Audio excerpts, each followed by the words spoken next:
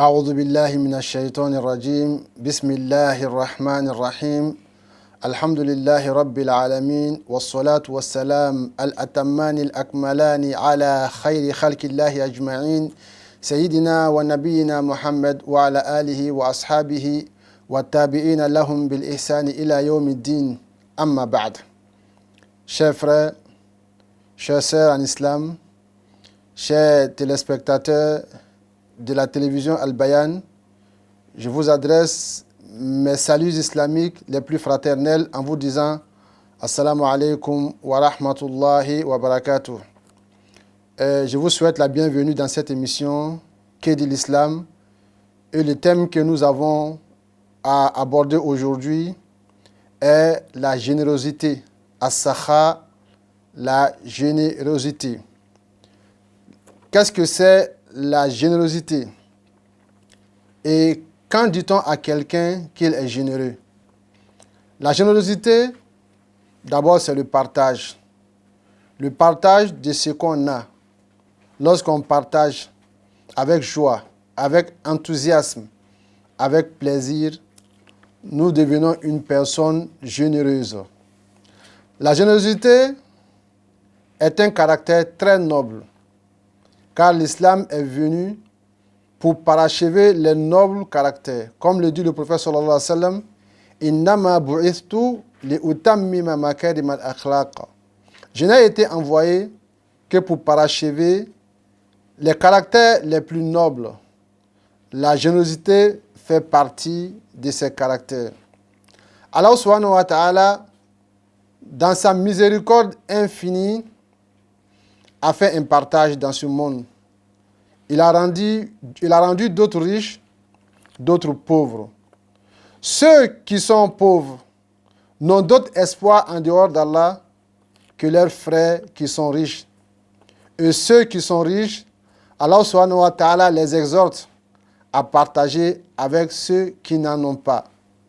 Car le matériel que nous avons, ce n'est pas notre intelligence qui nous l'a octroyé, mais c'est un don d'Allah subhanahu wa ta'ala. Et sachant que ce bien matériel que nous avons est une épreuve, car dans la vie, nous avons deux sortes d'épreuves. Il y a les épreuves dans la joie et il y a les épreuves dans la douleur. Mais nous avons tendance à toujours oublier les épreuves dans la joie. Pour nous, les épreuves, c'est lorsque nous sommes éprouvés dans la douleur et dans le malheur. Pour nous, l'épreuve s'arrête à là. Mais ceci n'est pas vrai. Lorsqu'on est éprouvé dans le malheur, c'est une épreuve. Lorsqu'on est éprouvé dans la joie, c'est aussi une épreuve. Et je vous dirai, l'épreuve à laquelle on doit faire très attention, c'est l'épreuve dans la joie. Car dans la joie, on a tendance à oublier Allah subhanahu wa ta'ala. Allah nous dit, فَأَمَّا الْإِنسَانُ إِذَا مَبْتَلَاهُ رَبُّهُ فَأَكْرَمَهُ وَنَعَمَهُ فَيَقُولُ رَبِّي أَكْرَمَنِ وَأَمَّا إِذَا مَبْتَلَاهُ فَقَدَرَ عَلَيْهِ رِزْقَهُ فَيَقُولُ رَبِّي أَهَانَنِ. Il est l'être humain, lorsqu'il est éprouvé par Allah subhanahu wa ta'ala, Allah lui fait une grâce. Allah lui fait une abondance. Qu'est-ce qu'il dit? Rabbi akramani. Mon Seigneur m'a honoré. Mais lorsque il est éprouvé dans le malheur, sa subsistance connaît une restriction. Qu'est-ce qu'il dit? Il dit que Allah subhanahu wa ta'ala m'a déshonoré. Allah dit non. Avoir de l'argent n'est pas l'honneur, n'est pas avoir de l'argent aussi, n'est pas le déshonneur. Il dit Kella balla tukrimuna al-yatim. Vous n'êtes pas généreux envers les pauvres. Wala tahadduna ala ta'amil miskin. Vous ne vous exhortez pas mutuellement à aider les pauvres, à donner la nourriture aux pauvres. Wa ta'kuluna turatha akla lamma wa tuhibbuna al-mala hubban jamma. Vous consommez les héritages des pauvres, les héritages des orphelins, et vous êtes avides dans l'amour de l'argent. Donc, lorsqu'on a l'argent, on doit partager. D'abord, celui qui partage, chaque jour reçoit une bénédiction de la part d'Allah subhanahu wa ta'ala. Le prophète sallallahu alayhi wa sallam nous dit Ma min yawmin yusbihu al-ibadu fihi illa wa malakani yanzilani fayaqulu ahaduhuma Allahumma a'ti munfikan khalafa wa yaqulu al-akhar Allahumma a'ti mumsikan talafa. Alors le prophète nous dit sallallahu alayhi wa sallam, il dit tous les jours, tous les matins, Allah fait descendre deux anges sur terre. L'un d'entre eux vient pour une prière et l'autre c'est pour une malédiction. L'ange qui fait la prière, qu'est-ce qu'il dit? Il dit Allahumma a'ati munfikan khalafa. Allah donne une bonne suite à celui qui dépense, à celui qui partage, à celui qui a pitié des pauvres, des orphelins, à celui qui essuie les larmes chaudes des veuves. Allah donne lui une bonne suite. Et l'autre fait une malédiction qui dit Allahumma a'ati mumsikan talafa. Allah donne la ruine à l'avare, au radin qui ne veut pas partager avec ceux qui n'en ont pas. Le prophète sallallahu alayhi wa sallam dans ses hadiths, donc il nous exhorte à faire du bien. Car en faisant du bien, les anges prient pour nous. En partageant, les anges prient pour nous. Dans un autre hadith rapporté par Abu Hurairah radiyallahu anhu, il dit, le prophète sallallahu alayhi wa sallam a dit, que Allah subhanahu wa ta'ala dit Anfik yabna Adam yunfikullahu alayk. Anfik yabna Adam yunfikullahu alayk. Ô fils d'Adam, partage et donne, que Allah subhanahu wa ta'ala en retour te donnera.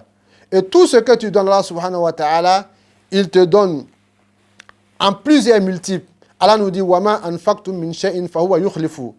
Tout ce que vous dépensez en bien, Allah le remplace. Lorsque vous donnez 10, Allah vous récompense. Lorsque vous donnez 1, vous avez 10. Et lorsque vous donnez 10, vous avez 100. Vous voyez à quel point la clémence d'Allah subhanahu wa ta'ala est grande. Vous voyez à quel point la clémence d'Allah subhanahu wa ta'ala est immense et sa miséricorde est infinie. An Abdullah ibn Amr ibn al-As, anna rajulan sa'ala Rasulullah sallallahu alayhi wa sallam, ayul islam khayr? Qala tut'imu at-ta'am. Ce hadith rapporté par Abdullah ibn Amr ibn As qui dit le prophète sallallahu alayhi wa sallam fut interrogé un jour par quelqu'un. Et ce monsieur lui a posé la question quel caractère de l'islam est bon, est noble, est meilleur? Le prophète lui a dit tut'imu at-ta'am. Tu donnes à manger. Tu donnes à manger à ceux qui ont faim. Tu partages avec tes voisins. Tu partages avec tes parents. Tu partages avec les démunis.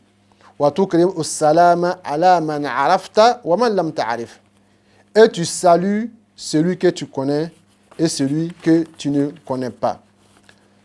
La bienfaisance et la générosité étaient un caractère du prophète Mohammed sallallahu alayhi wa sallam. Le prophète Mohammed sallallahu alayhi wa sallam dans sa vie n'a pas eu à économiser d'argent. Il ne pouvait même pas en garder. Tout ce qu'on lui donnait, il partageait avec les gens. Quand on lui donnait la nourriture, il partageait. Quand on lui donnait de l'argent, il en donnait à ceux qui n'avaient pas. Il donnait même, au contraire, il donnait tout à ceux qui n'avaient pas.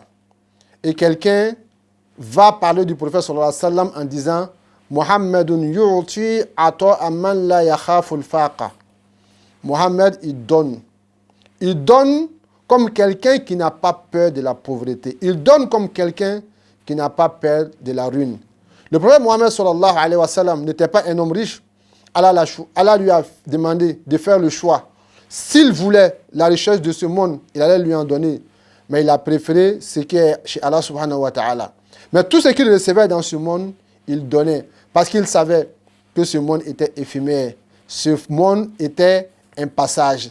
Alors nous devons copier l'exemple du prophète, le modèle du prophète sallallahu alayhi wa sallam. Allah nous dit لَقَدْ كَانَ لَكُمْ فِي رَسُولِ اللَّهِ أُسْوَةٌ حَسَنَةٌ لِمَنْ كَانَ يَرْجُو اللَّهَ وَالْيَوْمَ الْآخِرَ وَذَكَرَ اللَّهَ كَثِيرًا. Le prophète est pour vous un modèle. Un modèle pour qui? Pour celui qui espère rencontrer Allah subhanahu wa ta'ala. Celui qui espère rencontrer Allah, qu'il regarde le prophète sallallahu alayhi wa sallam comme un modèle.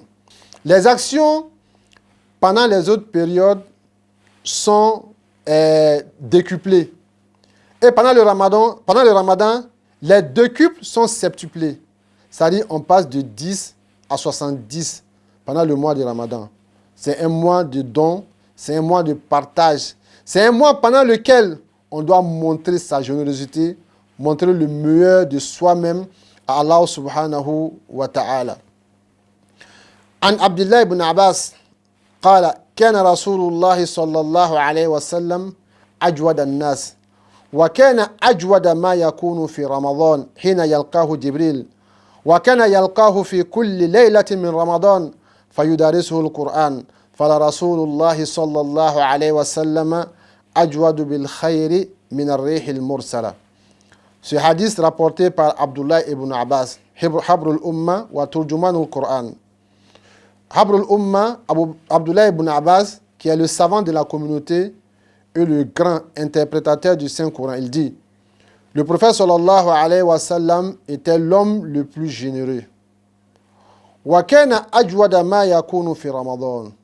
Et sa générosité était accrue pendant le mois de Ramadan. Au moment où Jibril venait à sa rencontre, et Jibril venait lui enseigner le Coran. Jibril venait chez lui enseigner le Coran pendant toutes les nuits du mois de Ramadan.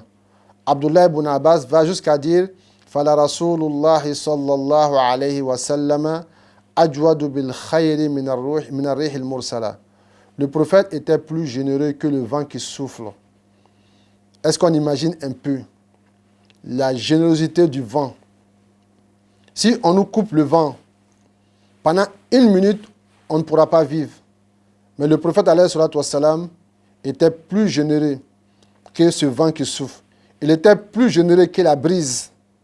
Donc c'est un modèle que nous devons copier. Le mois de Ramadan est normalement censé être un mois d'économie. Mais on remarque que le mois de Ramadan est devenu aujourd'hui un mois de grande consommation. Les bouchers ne vendent autant que pendant le Ramadan. Les boulangers ne vendent autant que pendant le Ramadan. Donc c'est devenu un mois de consommation à grande échelle.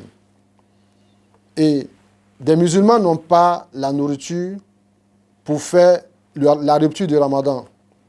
Durant toute la journée, ils sont affamés parce qu'ils sont à jeun. Pendant la rupture, il n'y a rien pour faire la rupture. C'est à leurs frères musulmans de jeter un regard sur eux, de penser à eux, de savoir qu'en partageant avec eux, ils auront une récompense immense de la part d'Allah subhanahu wa ta'ala. Le prophète nous dit, alayhi salatu wassalam, Man fattara sa'iman, kana lahu mithla ajrihi, ghayra annahu la yanqusu min ajri sa'imi shay'an. Celui qui donne quelque chose à un jeûneur de faire la rupture, il aura l'équivalent de sa récompense. C'est-à-dire, si celui qui jeûne, il est coté ou il est noté sur 70, toi qui lui donnes la nourriture pour faire la rupture, tu auras d'abord tes 70, toi aussi, et tu auras aussi les 70 comme lui pour ajouter au tien. Chers frères, chères sœurs, c'est une grande récompense. Que Allah nous le facilite. Je vous rappelle que nous sommes dans l'émission Que dit l'Islam? Et le thème que nous avons, c'est la générosité. Se mettre ensemble dans les mosquées, se mettre ensemble dans les quartiers, organiser les ruptures collectives. Chacun donne un peu qu'on met ensemble, ça devient beaucoup. Lorsqu'on voit la pluie, la grande pluie, c'est l'ensemble des gouttes qui forment une grande pluie. Et lorsque chacun donne un peu, vous voyez qu'on pourra faire des grandes actions. On pourra aider les pauvres, on pourra aider les orphelins, on pourra aider les veuves, on pourra apporter à chacun la joie et le bonheur de bien faire son mois de Ramadan. Tout ce qui nous manque, c'est l'organisation. Et qu'est-ce que nous attendons toujours? On veut toujours tendre la main. On veut toujours tendre la main à qui? Aux Arabes. Toutefois qu'on a une action à mener, on dit qu'il faut que les Arabes nous aident. Les Arabes cherchent le paradis, c'est vrai. Nous aussi, nous cherchons le paradis. On ne doit pas accepter que ceux-ci achètent nos parcelles au paradis. Non. Eux, ils font des organisations chez eux. Ils distribuent la nourriture à presque toutes les familles, dans toutes les mosquées, dans les différents pays. Et le reste, ils emportent chez nous. Alors que chez nous, si on a une bonne organisation, on a des personnes nantis ici, des personnes très riches ici. Même ceux qui ne sont pas riches, si chacun donne un peu, quand on a une bonne organisation, on pourra faire la même chose qu'eux. Si tu vois que la plupart de nos mosquées sont inachevées, la plupart de nos projets sont inachevés, c'est parce qu'on ne s'organise pas pour cotiser de l'argent, pour faire face à ces projets. Mais s'il y a une bonne organisation, je crois que tout pourra aller mieux. Que Allah subhanahu wa ta'ala nous le facilite. Ça, c'est une idée que je donne à tout le monde. Ceux qui sont dans la diaspora, ils peuvent s'unir en association. Chacun sait pourquoi il est quitté ici. Chacun sait dans quelle famille ou dans quel quartier il était. Dans les quartiers, il y a les pauvres. Dans nos quartiers, il y a des mosquées où il y a des imams. On peut se mettre ensemble, les gens du même quartier, mettre quelques sommes ensemble, faire venir à l'imam. Voilà, toi tu connais les pauvres, tu es l'imam de la mosquée. Les gens viennent t'exposer leurs problèmes. Voici cet argent. Achète les sacs de riz, achète de la farine, achète du sucre, achète les vivres. Donne partage à ceux qui en ont besoin pendant le mois de Ramadan. Je crois que c'est des choses que nous devons faire. Et en faisant ces choses-là, on se verra ouvert les portes du paradis. Chers frères, chers sœurs, l'islam, c'est une religion de solidarité. L'islam, c'est une religion d'entraide. On doit s'entraider dans toutes les situations. La générosité ne s'arrête pas seulement au mois du Ramadan. Et la générosité aussi ne s'arrête pas seulement au fait de donner la nourriture à quelqu'un ou de donner de l'argent à quelqu'un. Non.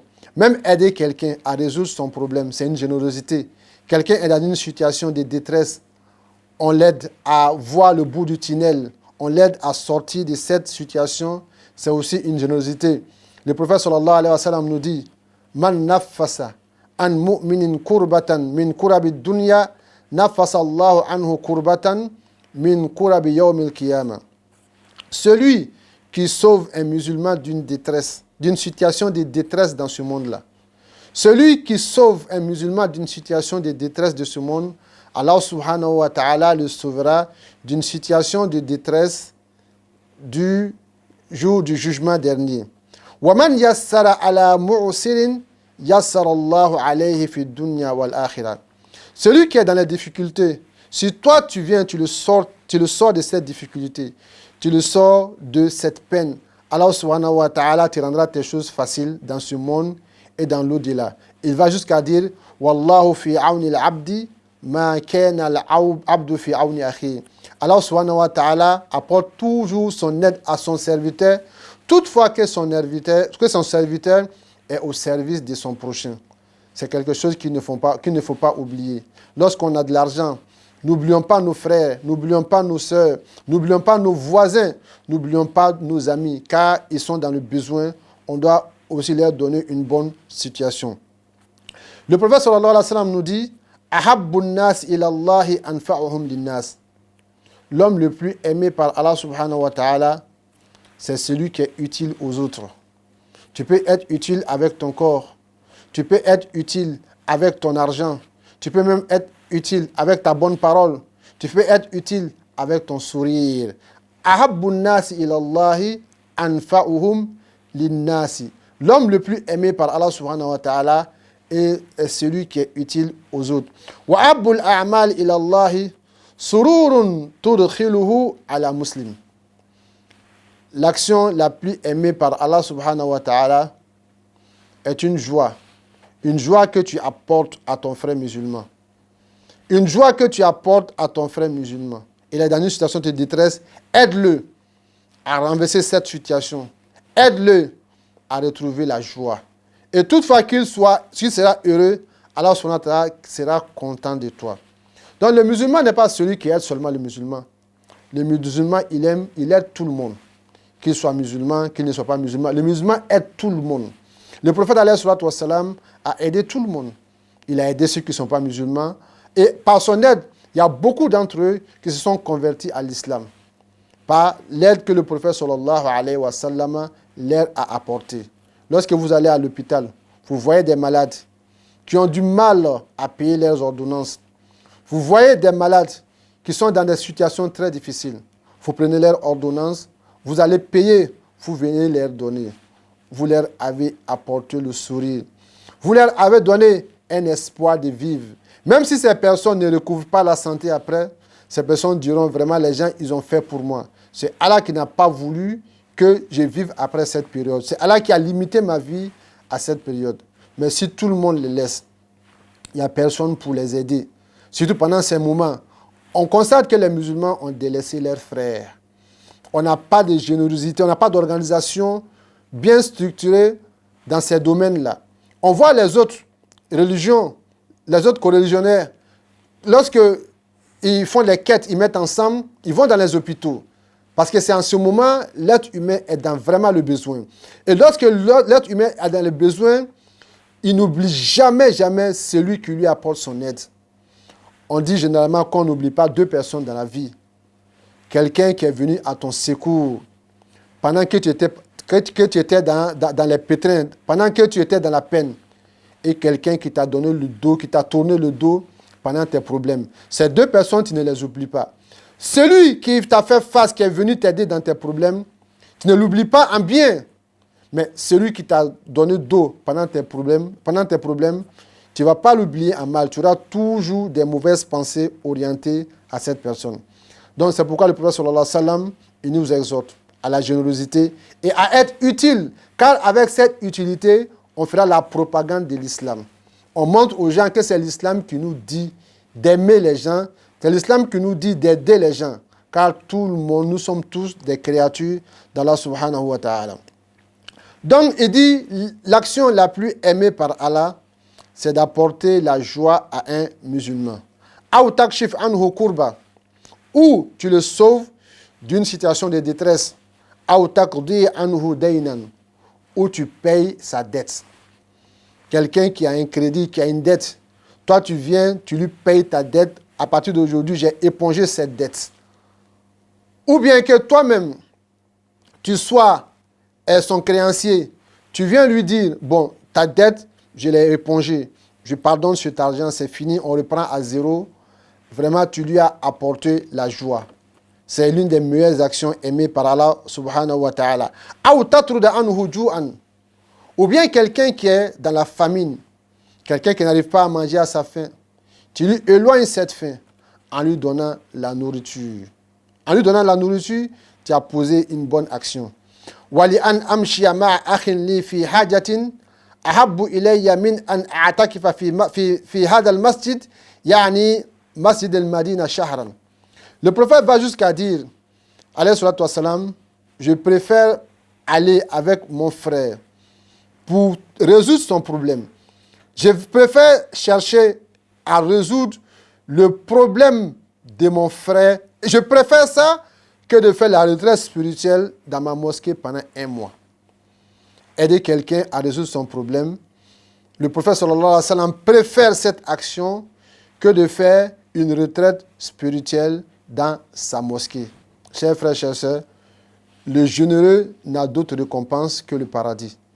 Et lorsque le généreux verra sa récompense le jour du jugement dernier, il se dira, si j'avais su, j'aurais donné tout mon argent.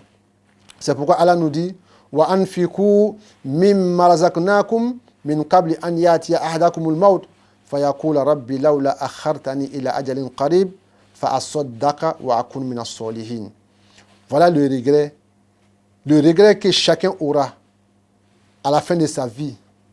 C'est pourquoi Allah nous dit de dépenser de ce que Allah nous a donné avant que la mort ne frappe à la porte de l'un d'entre nous. Qu'est-ce qu'on dira? Allah, accorde-moi un temps. Allah, accorde-moi un délai. Ne fût-ce qu'un jour, ne fût-ce qu'une heure. Je vais faire le sacrifice et être un bienfaiteur.